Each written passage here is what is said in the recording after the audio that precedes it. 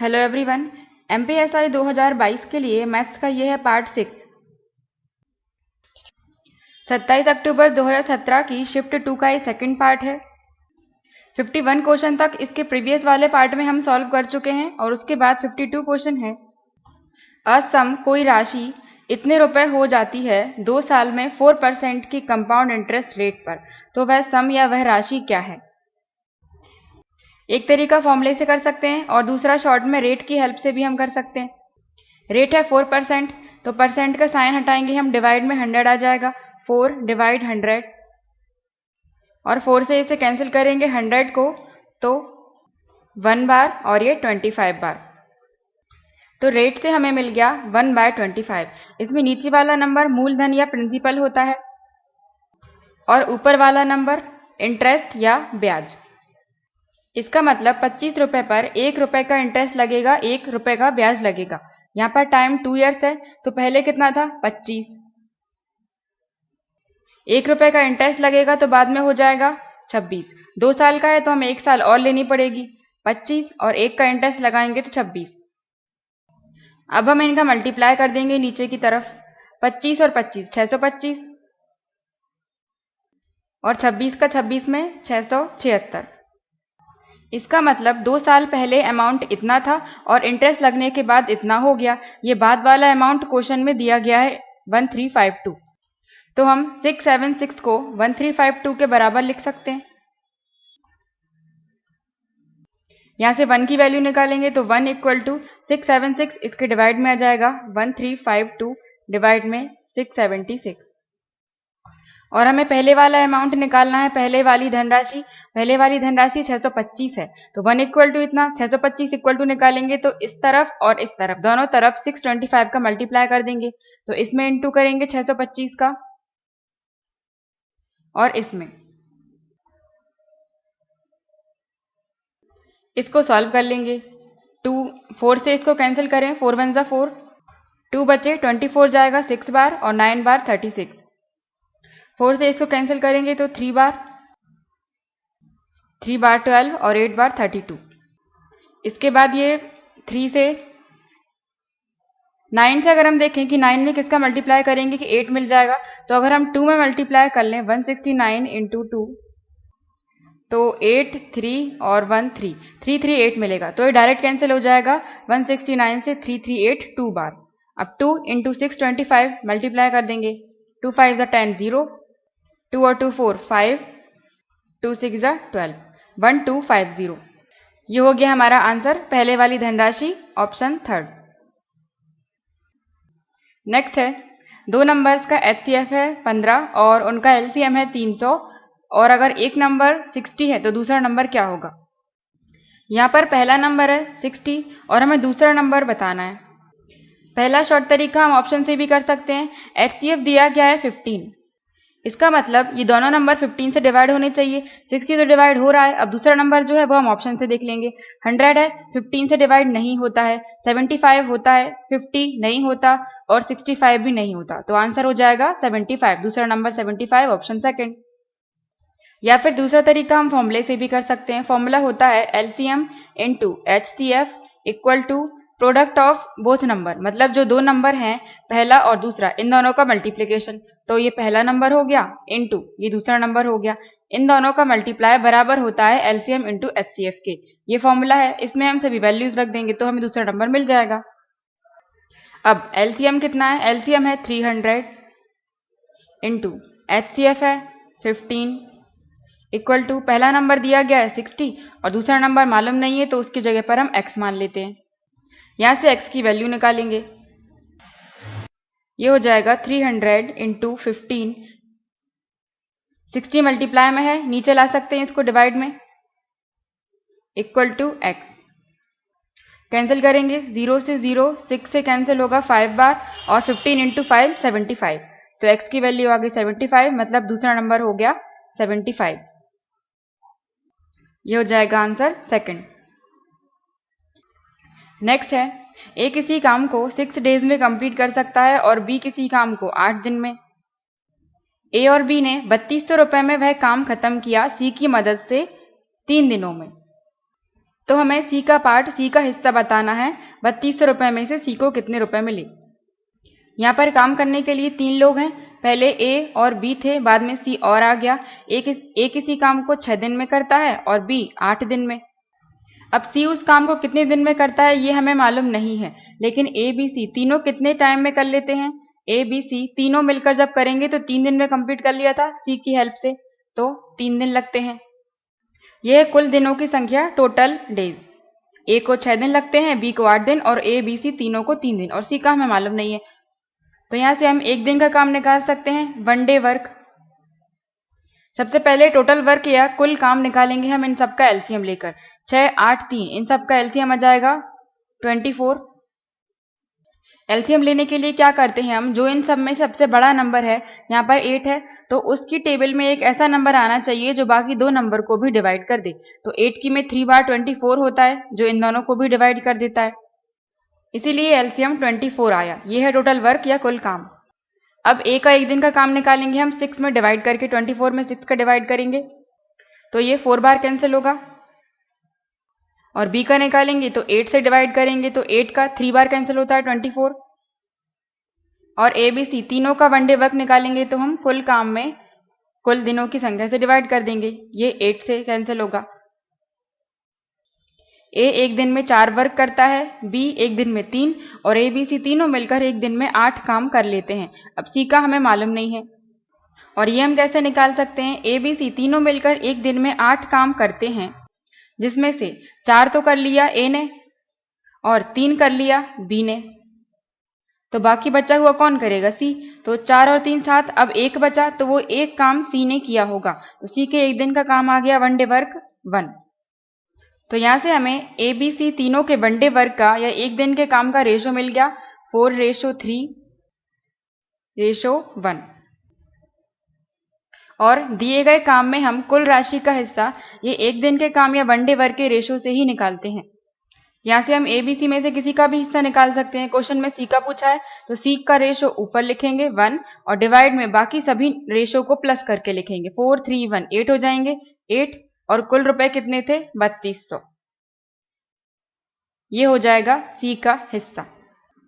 8 से इसको डिवाइड करेंगे 3 बार, 4 बार और 2 0, तो सी का हिस्सा आ गया 400 रुपए। आंसर हो जाएगा फर्स्ट ऑप्शन।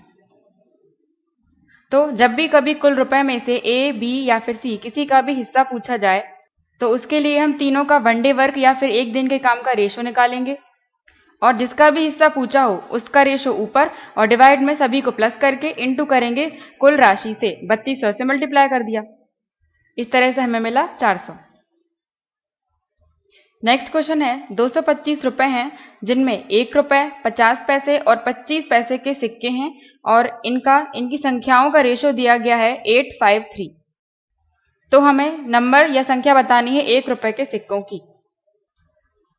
1 रुपए के सिक्के हैं, 50 पैसे के और 25 पैसे के। अब यहां पर ये रुपए में है, ये पैसे में है, तो इन दोनों को हम रुपए में चेंज कर लेंगे।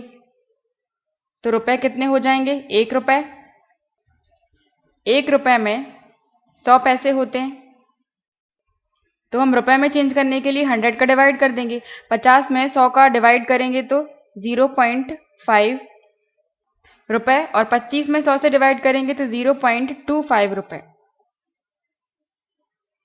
ये सभी रुपए में चेंज हो गए। अब क्वेश्चन में नंबर्स का या संख्याओं का रेशो दिया गया है, तो रेशो है नंबर्स का 8, 5 और 3। 8:5:3। कुल रुपए हैं 225। तो अगर हम नंबर्स में रुपए का मल्टीप्लाई करेंगे और सभी को प्लस कर दें तो 225 के बराबर होगा, तो इनका आपस में मल्टीप्लाई कर देंगे। तो 1 रुपए के सिक्कों से कितने रुपए बन रहे होंगे, 8, 1 × 8 8, 0.5 × 5 2.5 रुपए बन गए, और 0.25 × 3 0.75। तो 25 पैसे के सिक्कों से इतने रुपए बन रहे हैं, 50 पैसे से इतने रुपए और 1 रुपए से 8 रुपए। इन सभी को प्लस करेंगे तो 225 के बराबर आना चाहिए, क्योंकि कुल रुपए तो 225 ही हैं। अब इन सभी को हम प्लस करेंगे। 8 है तो हम 8.0 लिख सकते हैं, पॉइंट के नीचे पॉइंट आना चाहिए, फिर 2.5 और 0.75 प्लस करेंगे तो 5, 7, 5, 12 और 10, 11 और पॉइंट के नीचे पॉइंट 11.25 रुपए। ये कुल रुपए नहीं है, ऐसा हम इसलिए कर रहे हैं क्योंकि यहाँ पर रेशो दिया गया है। अगर रेशो हटाना है तो यहाँ पर हम x और x भी मान सकते हैं, फिर इंटू करेंगे तो x की वैल्यू वहां से भी आंसर आ सकता है, लेकिन यहाँ पर हम डायरेक्ट कर रहे हैं बिना x माने। तो 11.25 बराबर होगा 225 के। अब यहां से हम कंपेयर कर सकते हैं जिसकी भी संख्या पूछी हो। 1.25 के इक्वल में ये है, यहाँ पर हम 1 की वैल्यू निकाल सकते हैं, इसको हम 2 to 5 के डिवाइड में ले आए तो 1 इक्वल टू हमें मिल जाएगा 225 डिवाइड 1.25। और क्वेश्चन में पूछा है 1 रुपए के सिक्कों की संख्या, तो 1 रुपए के सिक्कों का रेशो कितना है, संख्या का रेशो है 8, तो यहाँ से हम 8 की वैल्यू निकालेंगे। अगर 50 पैसे की पूछी होती तो 5 का मल्टीप्लाई करते या फिर 3 का करते, पर यहाँ पर 1 रुपए की पूछी है इसलिए हम दोनों तरफ 8 का मल्टीप्लाई कर देंगे, 8 और इंटू 8। तो 8 इंटू 1 तो 8 ही होगा, इसको हम सॉल्व कर लेंगे, पॉइंट है तो 2 0 ऊपर चले जाएंगे। अब इसको कैंसिल करेंगे तो 5 से या डायरेक्ट 25 से ही कर देते हैं, 25 से जाएगा 4 बार 100, 12 बचे और 5 125, तो 5 बार 125। फिर इसको 25 से करेंगे तो 25 से 9 बार जाएगा 200, फिर 250 बचेंगे, 8 बार नहीं 9 बार 225 ही हो गया, तो 225 गए, अब 2 0 बचे, 9 बार 225 हो गया, अब 2 0। और ये 45 से 90 कैंसिल हो जाएगा 2 बार, और ये 0 बचा, 20 और ये 8 इंटू करेंगे तो 160, तो 8 बराबर हमें मिल गया 160। तो यहां से हमें 1 रुपए के सिक्कों की संख्या मिल जाएगी 160, 160, ऑप्शन सेकंड। नेक्स्ट है, एक मिक्सचर में या मिश्रण में मिल्क और वाटर का, दूध और पानी का रेशो दिया गया है 7:5, और जब इसमें 15 लीटर पानी और मिला दिया जाता है तो रेशो मिल्क और वाटर का 7:8 हो जाता है। तो क्वांटिटी ऑफ वाटर, पानी की मात्रा बतानी है नए मिश्रण में, न्यू मिक्सचर में।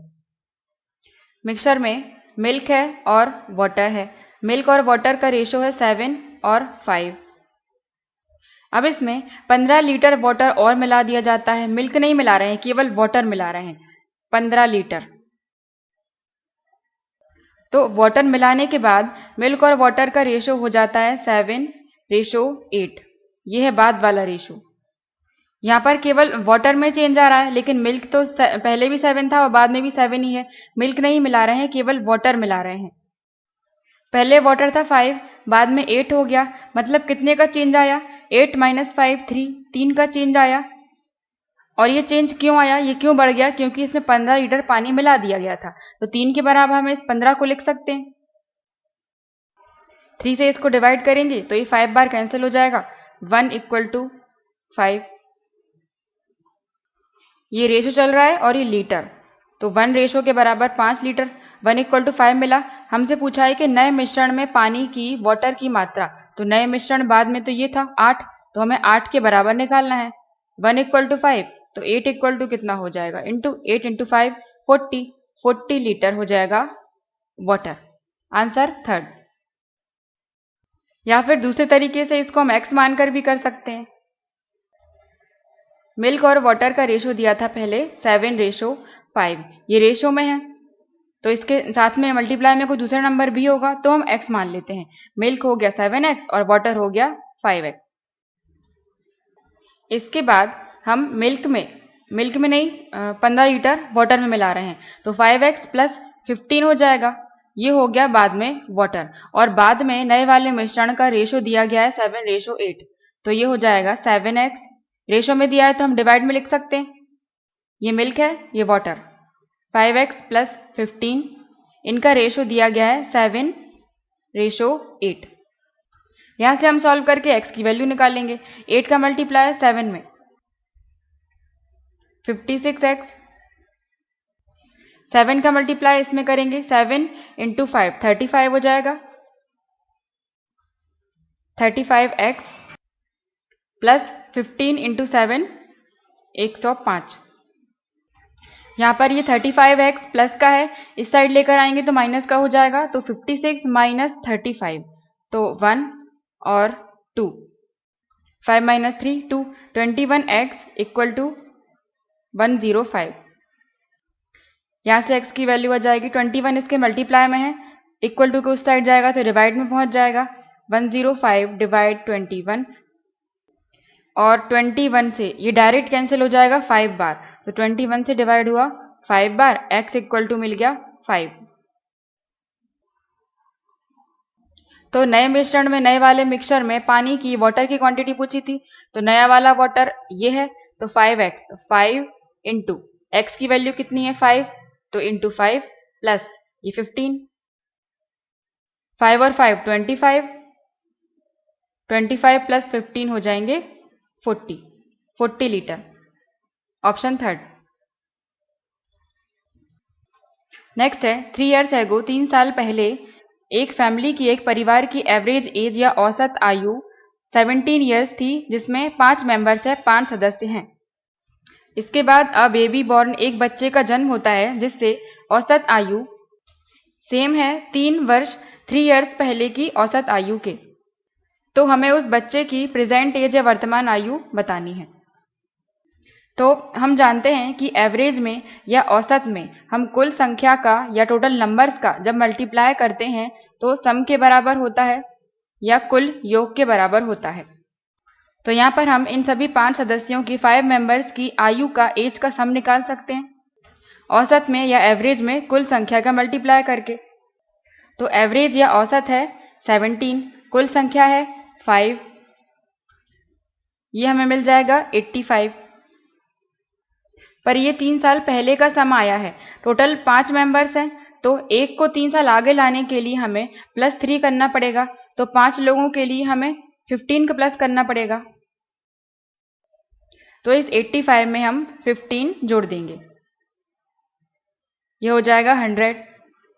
तो अभी प्रेजेंट में, वर्तमान में सभी मेंबर्स की, सभी सदस्यों का योग या सम आ गया 100, और ये 100 है 5 मेंबर्स के लोगों की।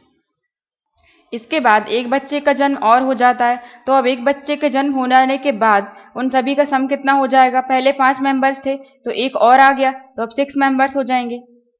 पर औसत या एवरेज तो 17 ही है, क्योंकि क्वेश्चन में बोला गया है 3 साल पहले के औसत के बराबर है। तो औसत या एवरेज 17 हो गया, पहले 5 थे, एक बच्चे का जन्म और हो गया, तो कुल संख्या हो गई मेंबर्स की 6। तो अब सम कितना हो जाएगा, 17 इंटू 6 102। अब ये सम कितने लोगों का है, 6 लोगों का। और हमें बच्चे की वर्तमान आयु बतानी है। इन 5 में बच्चा नहीं था, यहाँ पर एक बच्चा और आ गया, तो जितना नंबर बड़ा है उतने ही बच्चे की उम्र होगी। 100 से 102 हो गया, मतलब बच्चे की उम्र हो जाएगी 2 वर्ष। ये हो जाएगा आंसर, फर्स्ट ऑप्शन। नेक्स्ट है, यहाँ पर हमें सबसे स्मॉलेस्ट फ्रैक्शन या भिन्न बताना है इन चारों में से। सबसे छोटा बताना है, तो यहाँ पर अगर हम 7/6 और 7/9 देखें तो यहाँ पर 7 और 7 सेम है। अभी हम केवल 7/6 और 7/9 को देख रहे हैं। जब भी किसी फ्रैक्शन में या फिर भिन्न में ऊपर वाला नंबर सेम हो तो नीचे वाले नंबर में जो छोटा होगा वो बड़ा हो जाएगा, मतलब बड़ा वाला भिन्न होगा, और जिसमें नीचे वाला नंबर बड़ा होगा वो फ्रैक्शन छोटा होगा, मतलब उल्टा हो जाएगा। यहाँ पर हमें 7 सेम है तो हम नीचे वाला नंबर देखेंगे, 6 और 9 में से छोटा क्या है, 6 छोटा है। इसका मतलब 7/6 वाला फ्रैक्शन या भिन्न बड़ा होगा, तो हमें बड़ा तो देखना नहीं है, छोटा देखना है, तो इसको हम कैंसिल कर देंगे। और 9 छोटा था, 9 बड़ा था, तो ये वाला फ्रैक्शन छोटा होगा इससे, तो एक हमने कैंसिल कर दिया। अब 7/9 के साथ हम दूसरा नंबर लेंगे, 4/5। 7/9 और 4/5 में देख रहे हैं। अब इन्हें चेक करने के लिए कि इन दोनों में से कौन सा फ्रैक्शन बड़ा होगा या कौन सा भिन्न बड़ा होगा, हम क्रॉस मल्टीप्लाई कर देंगे, 7 का 5 में और 9 का 4 में। तो पहले 7 का करेंगे 5 में, 7 इंटू 5 35, और 4 का 9 में 36। अब यहाँ पर हमें उल्टा नहीं देखना, यहाँ पर हम उल्टा इसलिए देख रहे थे क्योंकि यहाँ पर ऊपर वाले नंबर सेम थे, यहाँ पर ऊपर वाले नंबर सेम नहीं है, तो हम क्रॉस मल्टीप्लाई करके चेक कर रहे हैं। जो नंबर छोटा मिलेगा उसका फ्रैक्शन छोटा होगा और जो बड़ा होगा उसका फ्रैक्शन बड़ा होगा। 35 और 36 में से छोटा क्या है? 35 और बड़ा 36। तो 4/5 फ्रैक्शन बड़ा हो जाएगा, पर बड़ा हमें नहीं देखना है, हमें छोटा देखना है, तो छोटे वाले को हम ले लेंगे 7/9। अब 7/9 से हम इस 5/7 को भी कंपेयर करेंगे। यहां पर फिर से क्रॉस मल्टीप्लाई कर देंगे क्योंकि ऊपर के नंबर सेम नहीं है। 7 का मल्टीप्लाई 7 में तो 49 और 5 का मल्टीप्लाई 9 में 45। इन दोनों में से बड़ा क्या है? 49। तो 49 वाला फ्रैक्शन 7/9 बड़ा हो जाएगा, बड़ा हमें नहीं देखना था, छोटा देखना था, तो 45 मतलब 5/7 वाला फ्रैक्शन या भिन्न सबसे छोटा हो जाएगा। 5/7 फर्स्ट ऑप्शन। या फिर इसको हम नॉर्मल डिवाइड करके भी कर सकते हैं। 5/7 को चेक करेंगे तो 5 है, सबसे पहले 0 लग जाएगा, 0.50 आएगा, तो 7 7 जा 49, 1 बचे तो 10, 7 1 जा 7, 0.71। 7/6 को चेक करें तो 6 से तो ये 7 1 बार डिवाइड हो ही जाएगा, तो ये बड़ा आ जाएगा, तो ये तो आंसर हो ही नहीं सकता। इसके बाद 7/9, यहाँ पर 0 पॉइंट लगाएंगे तो 70 हो जाएगा, 9 7 जा 63, फिर 7 बचेंगे 70, तो फिर से 7 बार चला जाएगा, 0.77। 4/5 0.40 आ जाएगा 8 बार, 5 8 जा 40। अब यहाँ पर सबसे छोटा देखना है तो 0.8 तो बड़ा हो गया, 0.71 में से 0.77 ये बड़ा है, छोटा हो जाएगा 0.71। 5/7 सबसे छोटा होगा, ऑप्शन फर्स्ट। नेक्स्ट है कॉस्ट प्राइस या क्रय मूल्य 24 एप्पल्स का सेम है सेलिंग प्राइस 18 एप्पल्स की। तो 24 एप्पल्स की कॉस्ट प्राइस या क्रय मूल्य बराबर है 18 एप्पल की सेलिंग प्राइस के। सेलिंग प्राइस के लिए एसपी लिख दिया, विक्रय मूल्य। तो हमें इसमें लाभ प्रतिशत या प्रॉफिट परसेंट बताना है। यहां से हम सीपी और एसपी का रेशो निकाल सकते हैं। कॉस्ट प्राइस, इस एसपी को हम डिवाइड में ले आए क्योंकि ये मल्टीप्लाई में है,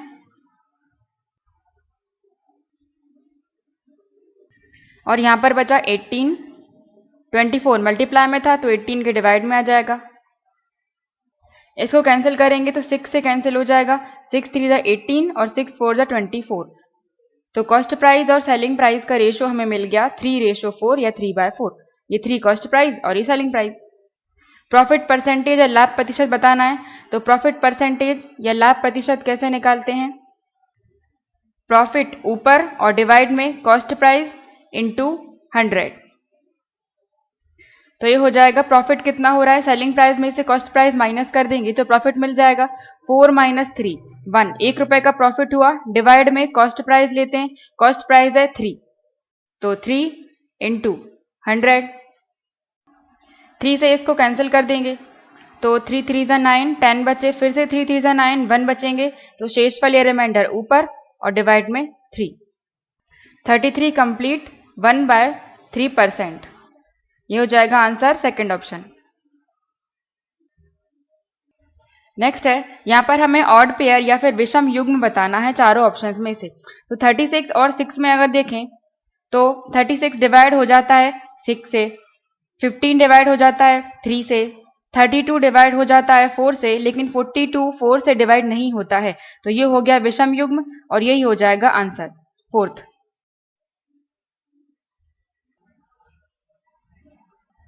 नेक्स्ट है, अनु और भारती किसी बिजनेस में इन्वेस्ट करते हैं, किसी बिजनेस में निवेश करते हैं इतने और इतने रुपए से।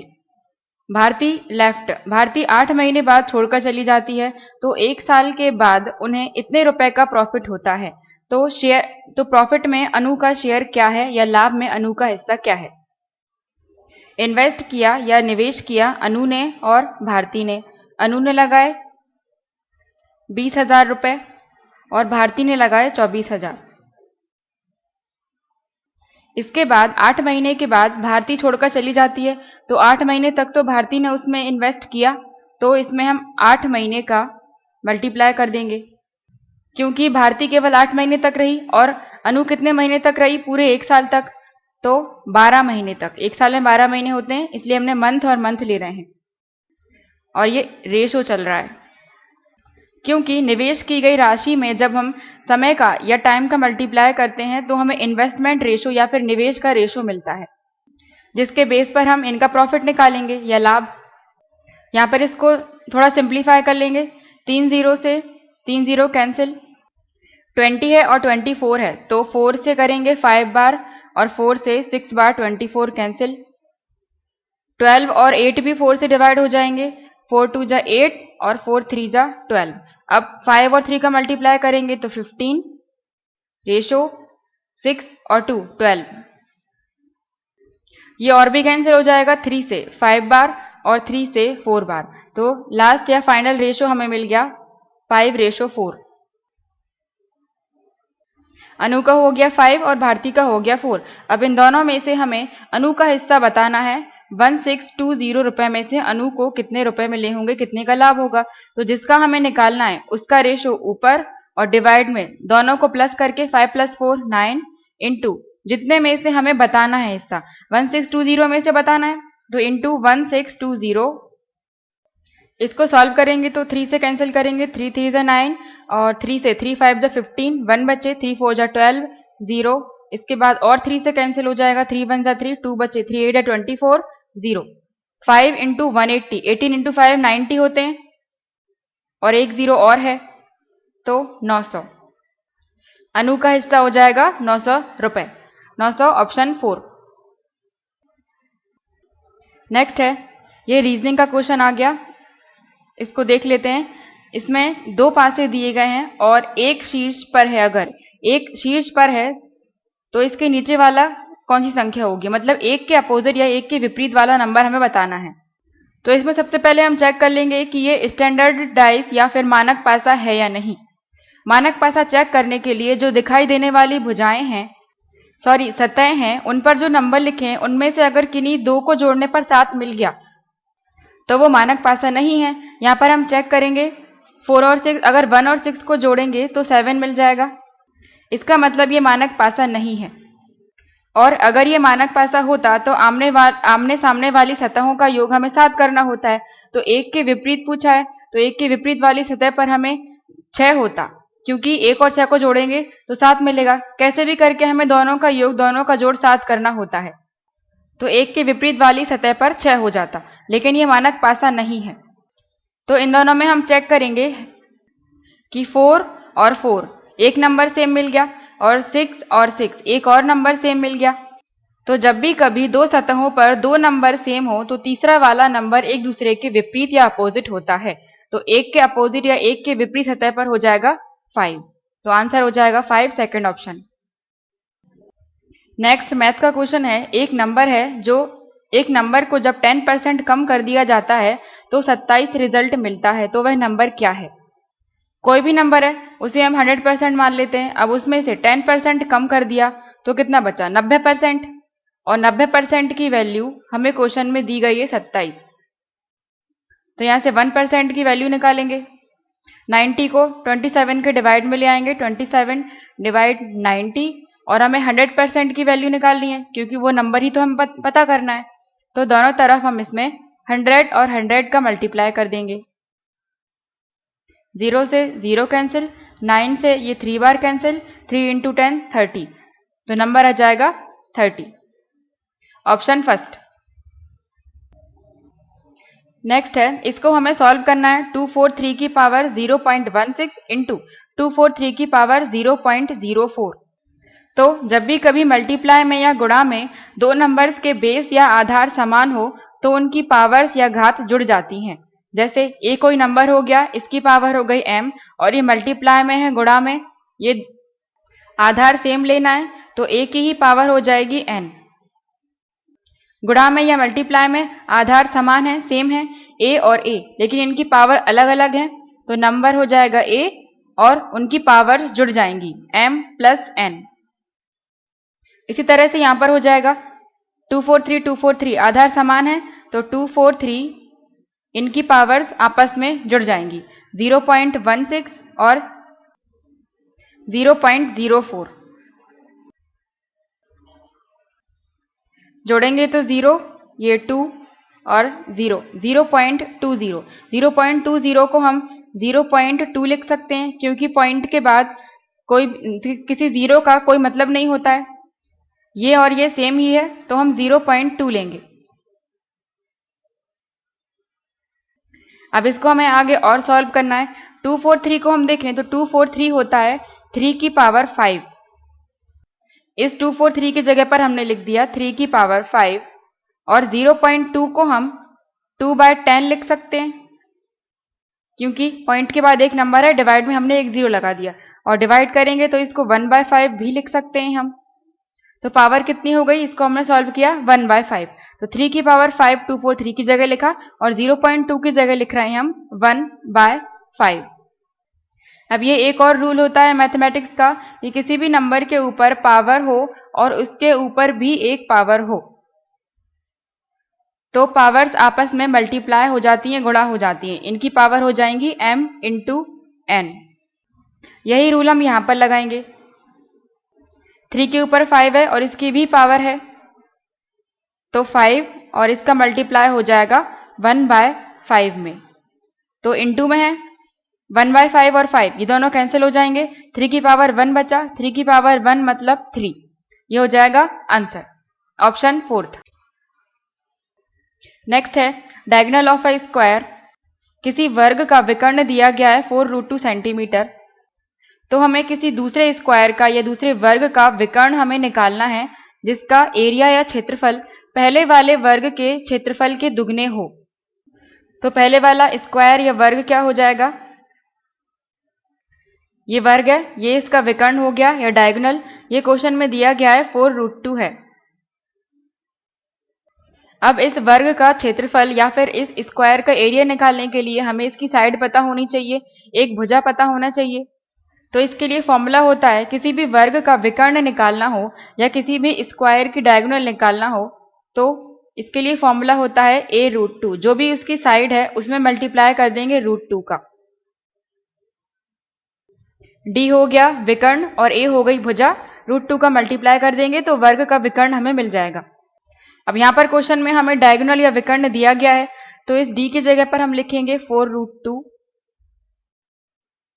और a साइड या फिर भुजा हमें मालूम नहीं है तो a ही लिख देंगे इंटू √2। इक्वल में है और ये मल्टीप्लाई में है 4√2 और a√2, तो √2 से √2 कैंसिल हो जाएगा, 4 = a। तो साइड या फिर भुजा आ गई 4। वर्ग की चारों भुजाएं समान होती हैं, चारों साइड सेम होती हैं, तो सभी 4 4 हो जाएंगी। अब इसका हमें एरिया या क्षेत्रफल निकालना पड़ेगा, क्योंकि दूसरे वाले वर्ग का हमें विकर्ण या डायगोनल निकालना है, तो इसका क्षेत्रफल या एरिया इसके क्षेत्रफल से दुगना है, तो इसके लिए हमें इसका एरिया या क्षेत्रफल पता होना चाहिए। तो वर्ग का या स्क्वायर का एरिया निकालने का फॉर्मूला होता है साइड स्क्वायर। साइड या फिर भुजा का हम वर्ग कर देंगे, स्क्वायर कर देंगे। तो साइड कितनी है 4, 4 का स्क्वायर करेंगे 16। तो इस वाले वर्ग का हमें क्षेत्रफल या एरिया मिल गया 16, लेकिन हमें इसका दुगना करना है, तब जाके हमें इसका क्षेत्रफल मिलेगा। तो 16 को हम दुगना कर देंगे, 16 × 2 32। नए वाले वर्ग का क्षेत्रफल हो गया 32 32। क्षेत्रफल से इस वाले वर्ग की हम भुजा निकाल सकते हैं, साइड निकाल सकते हैं, क्योंकि एरिया या क्षेत्रफल का फॉर्मूला क्या होता है कि भुजा का स्क्वायर के बराबर। इसका क्षेत्रफल या एरिया हमें पता है 32 इक्वल टू साइड हमें मालूम नहीं है तो हम साइड x मान लेते हैं और स्क्वायर है। अब x की पावर 2 है, इक्वल टू के उस साइड जाएगा तो 1/2 हो जाएगी, इसका मतलब 32 की पावर 1/2 हो जाएगी। क्योंकि यहां पर हम क्या मान सकते हैं, 2 के नीचे कुछ नहीं है तो हम 1 मान सकते हैं, 2/1, और पावर जब इक्वल टू के नेक्स्ट साइड जाती है तो पलट जाती है, तो ये 1/2 हो जाएगी। यहाँ पर 32 की पावर 1/2 और यहाँ क्या बचा, केवल x, और 1/2 का मतलब क्या होता है, स्क्वायर रूट। ये हो जाएगा 32 का square root equal to x। 32 को हम क्या लिख सकते हैं, 4 × 4 16 और इंटू 2 32। इसको हमने तोड़ दिया, इसके फैक्टर्स इतने निकलेंगे इक्वल टू x। अब स्क्वायर रूट में हम दो दो के पेयर बनाते हैं, तो 4 और 4, 4 4 बाहर निकल जाएगा, अंदर बचेगा केवल 2। तो ये हो गया, 4 बाहर निकल गया और रूट के अंदर बचा 2, क्योंकि 2 एक ही है, इक्वल टू x। ये आ गई साइड या भुजा नए वाले वर्ग की, ये हो जाएगी 4√2। अब इसका हमें डायगोनल या विकर्ण निकालना है, तो इसके लिए फॉर्मूला हमने क्या देखा था, जो साइड है भुजा है उसमें √2 का मल्टीप्लाई कर दें। तो इसमें हमें विकर्ण या डायगोनल मिल जाएगा। जो भुजा है साइड है 4√2 और इसमें मल्टीप्लाई कर देंगे √2 का, ये हो गया 4√2 और √2, ये भी मल्टीप्लाई में ही होता है। अब 4 का 4, √2 और √2 मल्टीप्लाई करेंगे तो 2 हो जाएगा, तो 4 × 2 हो जाएगा। अब ये कैसे आया, क्योंकि √2 का मतलब क्या होता है, √2 का मतलब होता है 2 की पावर 1/2। ये रूट लगा है, इसका मतलब 1/2 होता है, और इनटू में 2 की पावर है रूट, तो ये भी 1/2 हो जाएगी। अब यहाँ पर आधार समान है, आधार समान होते हैं तो इनकी घात या पावर्स जुड़ जाती हैं, तो 2 की पावर क्या हो जाएगा, 1/2 प्लस 1/2, और 1/2 और 1/2 को हम जोड़ेंगे तो आ जाएगा 1, तो 2 की पावर 1, 2 की पावर 1 मतलब 2, इसलिए हमने इन दोनों की जगह पर डायरेक्ट 2 लिख दिया था। √2 × √2 2 होता है, और 4 सेम, तो 4 × 2 8, तो विकर्ण या डायगोनल आ गया 8। ये हो जाएगा आंसर, थर्ड ऑप्शन। ये था लास्ट क्वेश्चन 27 अक्टूबर की शिफ्ट 2 का। Thank you.